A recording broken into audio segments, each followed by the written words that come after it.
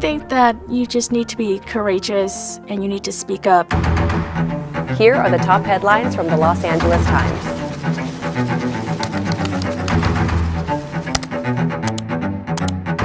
Sustainability is important because this is where we all live. It's where I raise my children.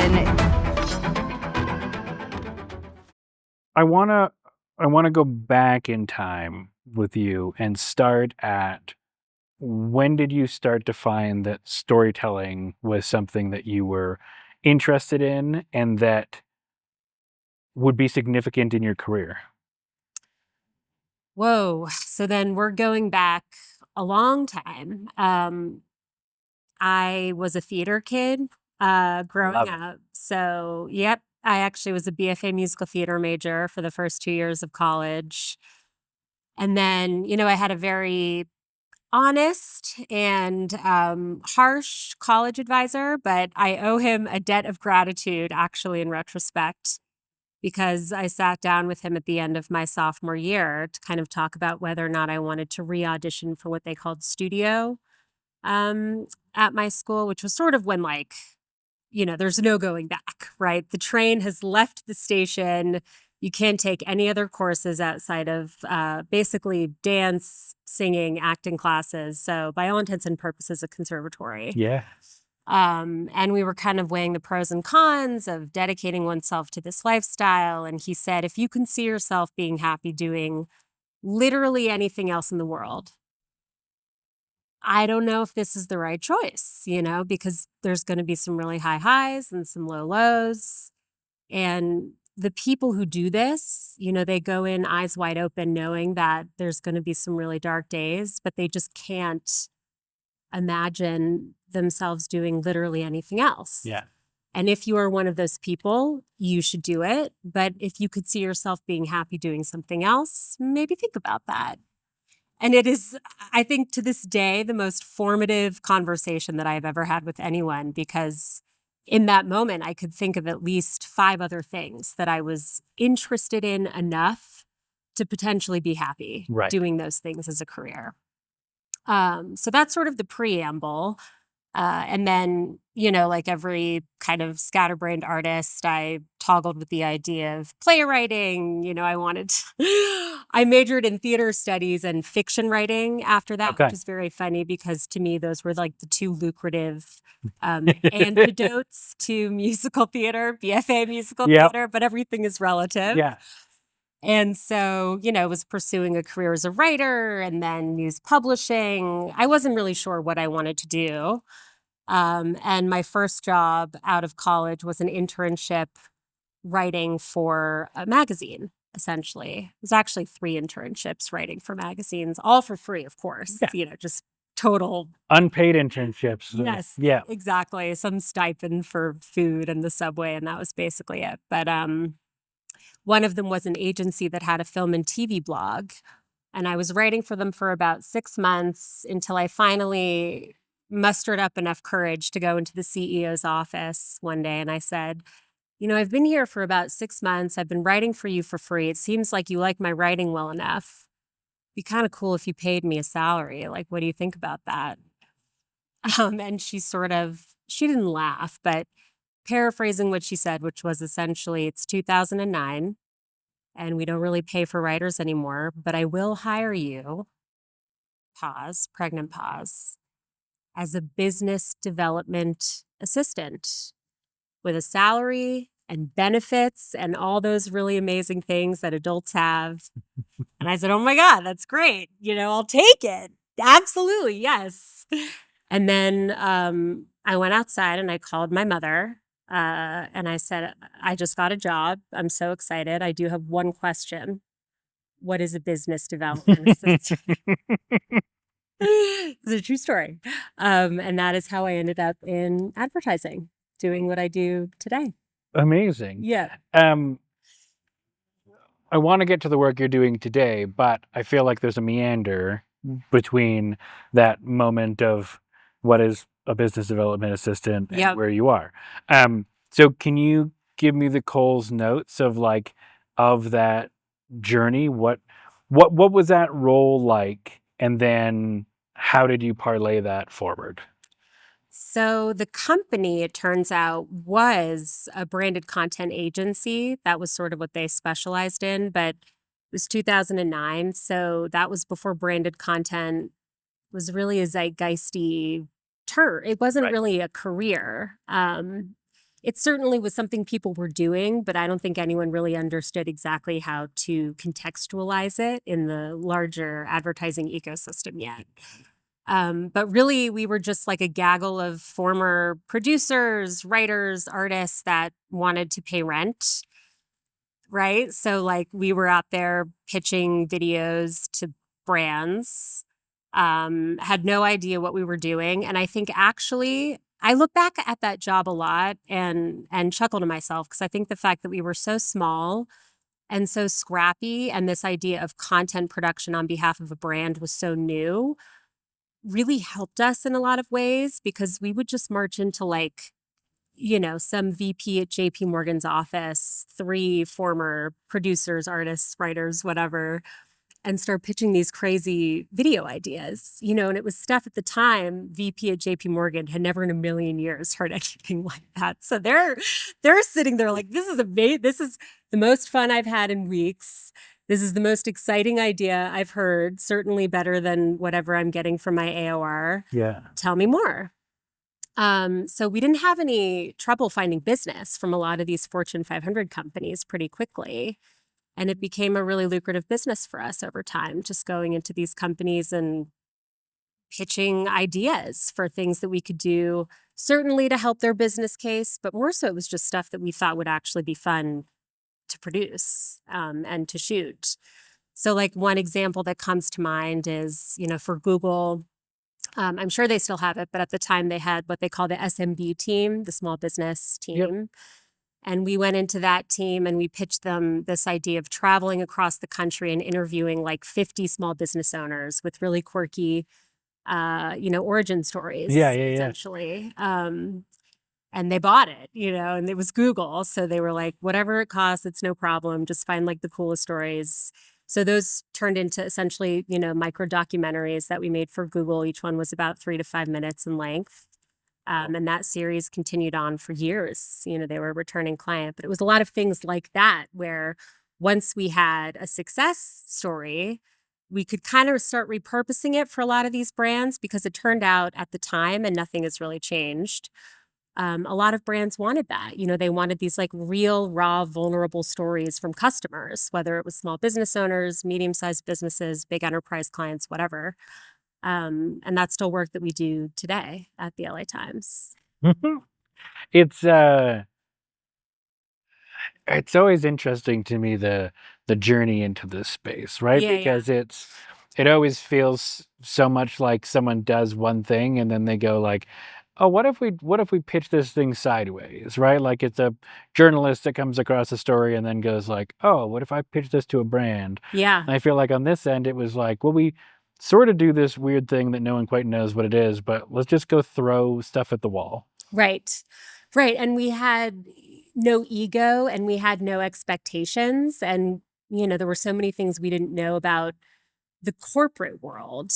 And that's sort of what I was trying to say when I said the fact that we were so small and scrappy Yeah. and just a bunch of like, dreamers essentially really helped us, I think, because a lot of these corporate clients at the time, I think were used to hearing a lot of the same old, right? From these big media buying agencies who kind of just regurgitate the same media plan and the same billboard ads or print ads or whatever it was. And we were coming in with really interesting ideas from their perspective, new ideas. And so how did that lead you to the LA Times?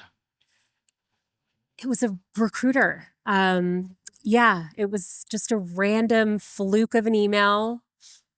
So I worked at that branded content agency for about 5 years, had a great run there, just made a ton of friends, had a lot of fun. It's like a small agency vibe. So Yeah. very much like a family in a lot of ways, and look back on those years very fondly. And then I did a brief stint at a company called Dance On. I don't know if you're familiar with them. Wow. Okay, so this was back, remember the whole MCN craze? Multi-channel networks were Yep. supposed to be the next big thing. It was when, full screen was launched. Disney bought Maker Studios for like $500 million for some ridiculous sum Yeah. of money. And it's like supposed to change, everything about advertising. And that was a big old wet blanket that fizzled real fast, but I kind of bought into the whole idea of MCNs being the next big thing. So I worked at that company for a little less than a year, and was looking for something new. And then this recruiter contacted me online and said he had a senior account executive role open at Tribune Publishing. So I've been at the LA Times for a long time, over a decade.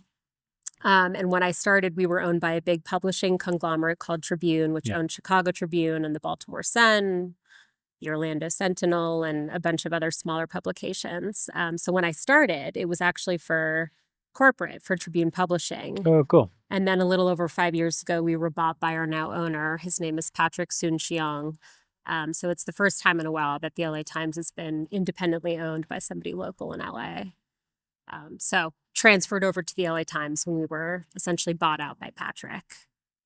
And so what's the type of work that the LA Times is doing in this space around brand storytelling and the brand studio? Like how do you look at this work from the LA Times perspective? Yeah, I mean, I think I'm going to just take like a few steps back Yeah, because yeah, there's yeah, the yeah, marketing speak, version that's in all of our decks. yeah. But this is a different kind of conversation. I mean, at a very basic level, we produce videos, we Okay. produce podcasts, we produce articles, write articles, and in some cases, we build custom websites, with really kind of pretty interfaces and things on the latimes.com site.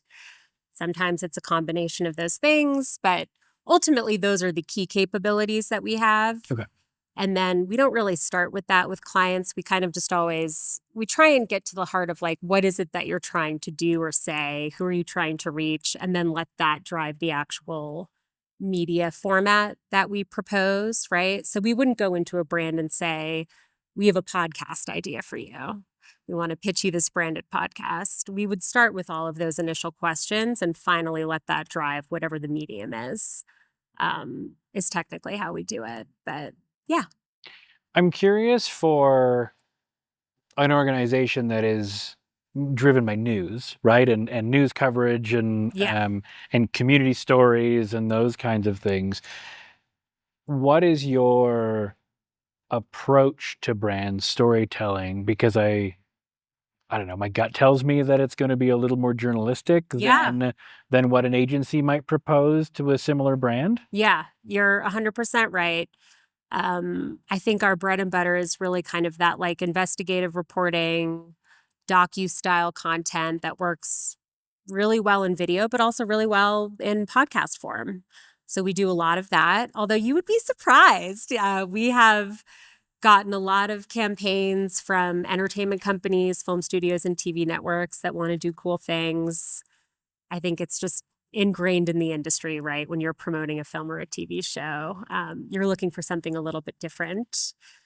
We also have access to our archives, which are over 140 years old. So that's one unique factor that we bring to the table is if Netflix has a show about a true crime story, the LA Times probably has no less than 25 news articles, that have been written about that murder case, right? So we can play with the archives a little bit. So we do a lot of that. But another example of something we have done more on the animation side of things is a video we did for Audible recently. It was a kind of fun animated film called Impact Winner about this post-apocalyptic world.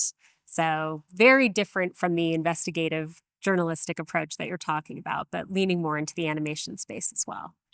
I'm curious, I spent 10 years working in broadcast journalism, right? So anchor reporter, that world.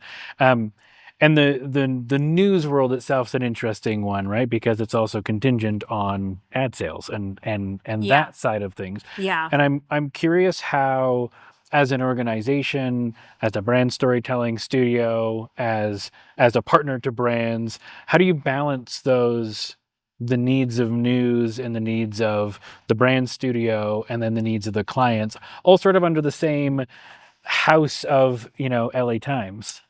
Well, it's funny that you mentioned that. So, this might be coming up on a year, not quite a year. We actually separated the editorial side of the Okay. business from the business side of the business. So it does all fall under our owner. He still owns LA Times on the editorial side, and he owns what we now refer to as LA Times Studios, which encompasses my team, which does all the branded content work, brand storytelling work. But then there's also another side to that business that produces its own content with or without a brand subsidizing it, which is kind of different. Every time I talk about this, people are like, whoa, whoa, whoa, what? Hold on, what do you mean? So if you go to the homepage of latimes.com, you will see a video player just below the masthead. It says LA Times Studios streaming channel. And that is streaming that we do from 8 a.m. to 8 p.m. every day of the week. And all of that is produced by the LA Times Studios business side of the house, so has no editorial say whatsoever. And that's something that we're leaning into a little bit more now, so that, to your point, there are no weird things that we need to be beholden to. There's no feeling like we're sacrificing the integrity of editorial. We do partner with them all the time, Yeah. but it's only when editorial is excited and seamlessly, integrated into whatever that campaign is. Otherwise, it's just not going to work. We have tried it in the past, as I'm sure many other news publications have, and it's challenging for all the reasons that you just said, right? Yeah. I think they should be separate for a lot of reasons. Well, and I feel like it must be a huge advantage to have that lever, right? Where you have access to editorial if a project fits, because you have phenomenal writers and researchers and, all of those things that make a news organization Yeah. Yes. exceptional, Yes. right? But I like how you've structured it. I feel like it's a wrestle in the whole industry, especially when news and advertising play side by side. Yeah. And I would also say, sometimes what we'll do, or at least what I do when I'm thinking about how can we piggyback off of this incredible legacy that we have as a newspaper that's been around for over a century. So one of our most famous editorial programs is called Short Docs, where we commission short documentaries from filmmakers all over Los Angeles. But it's very much run by our editorial team. Our editor-in-chief is actively involved. It's an amazing program. Ben Proudfoot, who is a friend of this festival and maybe even somebody you know personally, actually produced one of the films that was a part of the Short Docs program last year, The Last Repair Shop, which won the Oscar. So that was a really big deal for us. And I thought to myself, we have all of these brand partners that have short films of their own that, they want to showcase. How can we piggyback off the success of this without sacrificing the integrity? So we created something very similar where you can now do a brand spotlight of a brand film within the Short Docs page on latimes.com. It's labeled, so there's no misconception from a consumer standpoint. They know that it's a brand film, but it also gives the brand this really great association with Oscar-winning content, all of these amazing films that our editorial team has curated. We're the ones, of course, curating it from the brand side, but I think just that association and that alignment alone is what brands are looking for now. It feels like the industry has shifted a little bit, which is exciting. Brands don't want to create the 3-minute commercial anymore with their product featured a million times. They really, I think, just do want, credibility, association. They want access to an audience they care about. And that is what Short Docs is.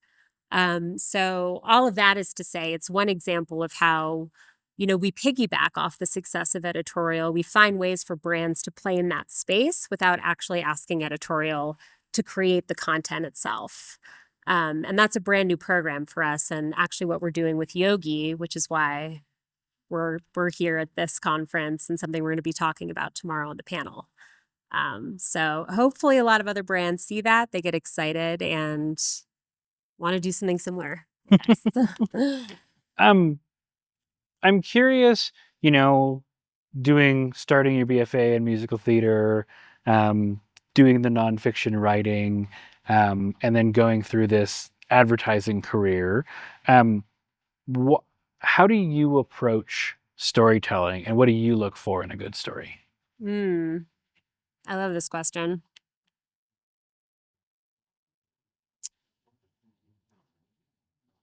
I mean, I think I want what everybody wants. I want to be moved in some way. I remember last year, I think it was Backcountry premiered the film about the young girl with the incredible story about her biking adventures. And I remember watching that film and just being so emotional, this journey that she was taking all by herself, basically, and the mental commitment, the physical commitment, the psychological commitment, all of this stuff that she needed to overcome. I just thought was so powerful, right?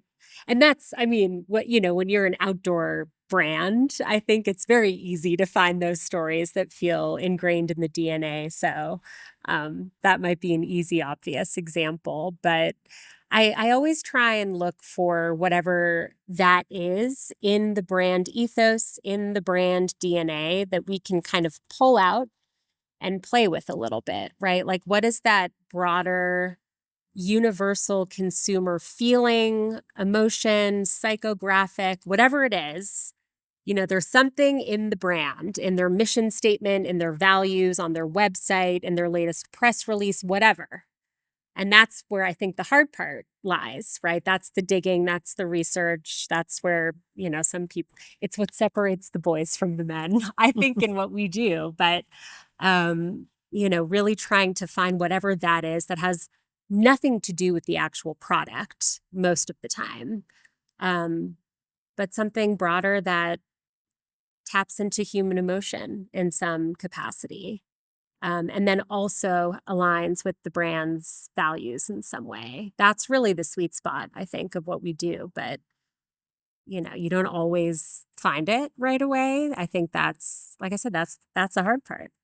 That's where I think you have to get together with some really smart people in a room. And I would say, unlike traditional media, which is very straightforward, numbers based, a lot of times you're just negotiating on rates and CPMs and things like that. With this, you really need people who are, I think, willing to take big risks at the end of the day, on the advertising side, on the production side, and on the brand side. Because sometimes you have CMOs or CEOs that don't necessarily see the value in telling stories like that, right? It doesn't so obviously connect back to their ROI or their the lower funnel stuff that they do all the time. Right. It's very easy to draw the connection there. And it's not so easy to draw the connection, I think, with ROI with what we do. But of course, I am biased. I think at the end of the day, you reach millions more people with such a lasting impact that pays itself back in dividends over time when you do tell the right story and you do find that sweet spot, that universal human emotion that everybody can relate to. And it just so happens to be a story that is provided to you by a brand. You either consciously or subconsciously will start caring about that brand as well if you care about the story that they're telling. At the end of the day, it's just about creating good content. Yeah, I love it. Okay, before I let you go, I've got my 5 not so rapid fire. Yes. What's a story that had an impact on your life and why? Brand. Any story, any medium, but that's had an impact on your life. Well, one of my favorite movies ever is Cabaret with Liza Minnelli, Miss Minnelli. And actually, apropos to this conversation, I don't think I can ever get sick of that movie. There is just something about her character that is so resilient and funny, but also at times heartbreaking. There is that moment she sings Maybe This Time in this cabaret bar. Are you familiar with the film? Yes, I am. Okay, so you know the moment I'm talking about. Yep. I think it's one of the most beautiful scenes in the history of cinema, but essentially she's singing to an empty bar. There's maybe 2 or 3 people sitting in this bar. It's really dimly lit. The 2 or 3 people are belligerently drunk, so they're not even paying attention. And she is just belting her heart out, about hoping that maybe this time the love story that she's falling into will be different from all the other ones. And this idea that somebody could be singing just for themselves, singing, of course, being a metaphor for so many other things, but just giving this performance, giving her all for herself, for nobody else in that bar. It was really just her talking to herself, singing to herself in that moment. I could see that scene a million times and never get sick of it. So, and I think about it all the time because things don't really go her way. Spoiler alert, in that movie, and you know that she's going to be just fine because she's Sally.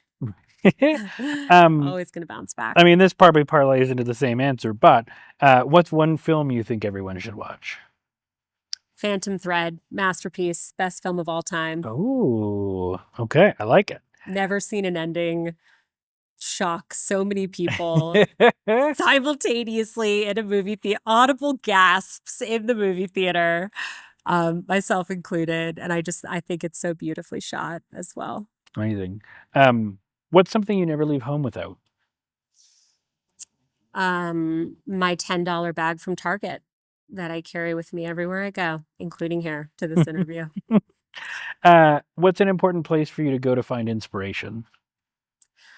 I'm a big runner, and actually really excited to go for my run tomorrow morning because we are in the most beautiful location. This is my favorite state, actually. But trail running. I like to go out on the trails and go for runs and clear my head. Nice. Last one is, what's an important skill you think all storytellers should develop?